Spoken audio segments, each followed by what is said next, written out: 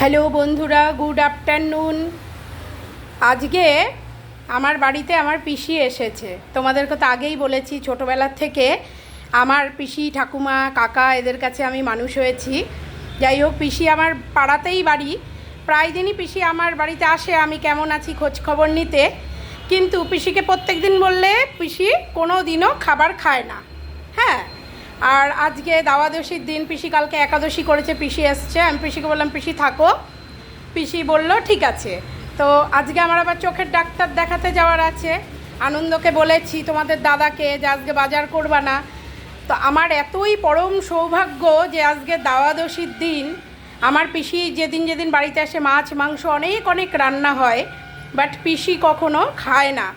আজকে পিসিকে আমি ঘরে যা কিছু ছিল তাই দিয়ে, যে এরকম আলুর তরকারি, আলু টমেটো দিয়ে আলুর পাঁপড় ভাজা আর ভাত নিরামিষ রান্না করে দিতে পেরে আমি সত্যি ধন্য।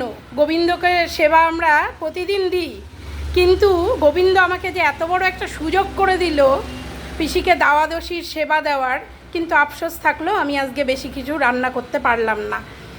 যাই হোক, টাটা।